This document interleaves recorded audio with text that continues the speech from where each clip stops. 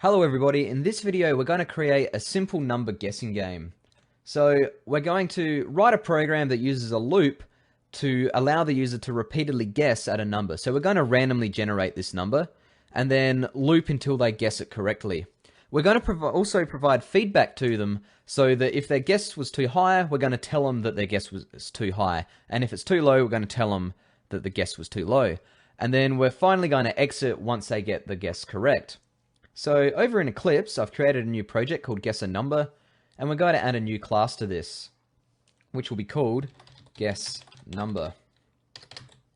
And I'll get Eclipse to generate a main method. Alright, so the first thing to do is, because we're reading from the input from the user, we're going to import scanner.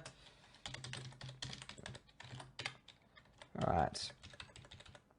And over in our main method, we're going to generate a random number. So int number equals. Now, we're going to use math.random to generate this. So math.random. Now, remember that math.random generates a double that's between 0 and 1. Not really nice for a guessing game. So we're going to multiply this by 101. And then finally, we're going to typecast this whole thing to an int to get rid of any decimal places. So typecast to an int. And this will give us our number between 1 and 100. So the next step is to create scanner so we can read the input. So scanner input equals new scanner. And we're reading from system.in. Oops. Okay, so let's print out a welcome message. So system.out.println. Guess a magic number between 0 and 100. Alright, and I'm also going to maximize this to give us a bit more space. Alright. Now, what we're going to do here is store their guess as an int. But we have to give this a default value. The reason for this is because we're going to ask the user for their number inside the loop. So the first time we go to the loop, we want to make sure that guess has something in it that's never going to equal whatever number is. So what we're going to put in here is -1. This line of code will never generate a negative number. So this is a good default to use to start with. So how do we do the loop? Now, we're going to use a while loop in this video, which looks like this. So we have our regular block of code up here. Then we come to some sort of Boolean expression. Now, I'm going to put the true one down here. If this is true, we execute some block of code. And then once we get to the end of the block, we jump back up to the condition, like this. So, and we reevaluate this. So if it's true, we come down here, execute this code, then jump back up to the condition. And then we reevaluate it. If it's still true, we execute this block of code again. And then this continues until finally the expression is evaluated to false. So this is what a while loop looks like. And in Java, it's really easy. What we have is the keyword while and then our condition. And we're going to loop until guess is equal to number. So while guess does not equal number, we're going to loop. And then opening and closing braces. Next thing is to prompt the user for their input. So system.out.print.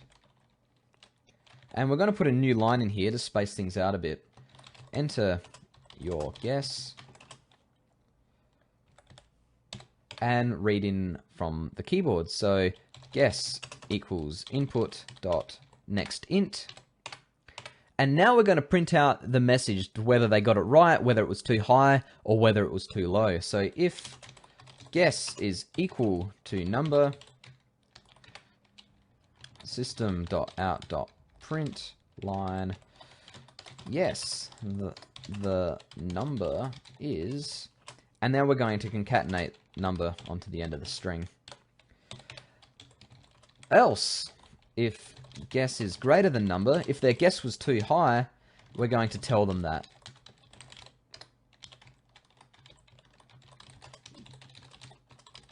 Your guess is too high. And then finally, else, Now remember, if our guess is not equal to number and our guess is not greater than number, it clearly means that the guess has to be less than number. Now what I'm getting at here is we don't have to have another condition to test guess less than number, because it has to be that. So we can just use else here and not an else if. So else system.out.println your guess is too low. And that ends our if block. And that's really it for this video. So, well, that's it for this program anyway. So let's get the Eclipse UI back and test this. So run as Java application. Guess a magic number between 0 and 100. So let's guess somewhere in the middle. So 50. Your guess is too low, so we need to go higher here. Let's try 75. Your guess is too low. Okay, let's try 87. Your guess is too high. So we know now that, let's just make this a bit bigger, the number that has been picked is between 75 and 87. So let's try 80. Your guess is too high. Okay, so 77. Your guess is too low. 78. 79. Yes, the number is 79.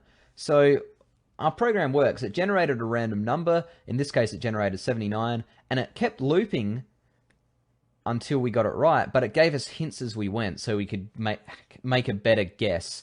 Now, if you wanted to, we could extend this so that it printed out a score based on how many guesses it took you, but I'll leave that to you. Let's not worry about it for this video. So, just to summarize now, we wrote a program that allowed the user to guess a number. So we generated a number between 1 and 100, which was generated randomly, and then we used a while loop to execute a block of code multiple times.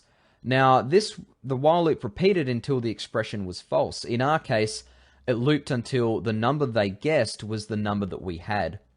And it may not execute at all so the block of code in the while loop may not ever execute if the expression is false on the first iteration. So that's why we put in this guess equals -1 to start with, because we were never going to generate a negative number here. So that guaranteed that the while loop would execute at least once. So that's it for this video. Thanks.